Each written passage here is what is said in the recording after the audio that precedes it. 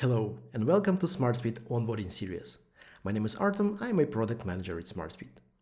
In this episode, we'll learn how to customize and brand the homepage of your workspace. Here's what we're going to cover.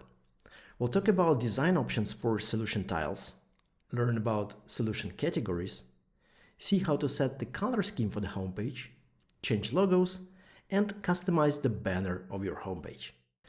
Homepage is the first thing you see when you log into your SmartSuite workspace, and you can customize it to your liking. Every workspace member can pick a preferred style of solution tiles. There are 4 different options to choose from, each one better than the other. Workspace admins can also set a default style that will be applied for all new workspace members.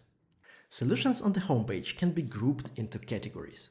This makes the entire layout look much cleaner and better structured, especially for workspaces that have hundreds of solutions. Categories can be created and managed by admins only. Each category has a name, an icon, and an optional description. And also note that descriptions support rich text formatting, so you can add things like bullets or URLs.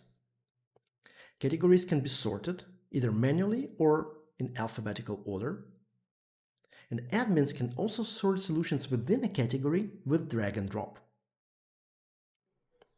Solution managers can create new solutions within a selected category or move existing solutions between categories if they need to. The Workspace branding menu allows admins to customize the look and feel of the homepage even more. The model consists of 3 tabs. General tab lets you define a custom heading for the page. This can be your company name, a slogan, or something more general, like workflow panel. You may also pick the color scheme for the homepage. And you can see how changes I'm making are shown live on the background. But note that they will not be saved unless I click the Apply button. Next step is dedicated to company logo. You may upload a main logo that will be displayed on the banner, and also pick a small logo bug that will be shown next to the workspace name. And the logo bug can be either an image or just a letter with a colored background. The banner tab is where the magic happens. There are 2 types of banners to choose from. When set to default, the banner will use the color scheme that we selected on the General tab. You can also hide or show the logo and change the banner size, selecting between large or regular. Custom banner allows even more variations. First of all, you may select the background image. You may upload your own, pick one from a predefined list of images, or even generate it with AI. And when done, it can be repositioned to make sure it fits the banner perfectly. Next, there are 3 options to display an avatar. By default, when it's in the picture mode, every workspace member will see their own profile image.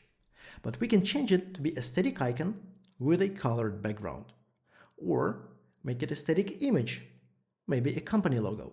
Finally, the 2 fields for greeting and welcome message let you compose a text that can be both informative and feel personal for the user.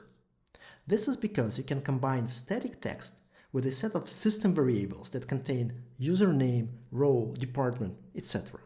So your greeting can be welcome first name, and the following message can mention their role and department if you want to keep things more formal. Or it can be something engaging and positive, like have a great summer. This concludes the overview of the workspace branding and customization. I'm sure you will have a lot of fun when applying all these tools to your homepage. And I will see you in the next one.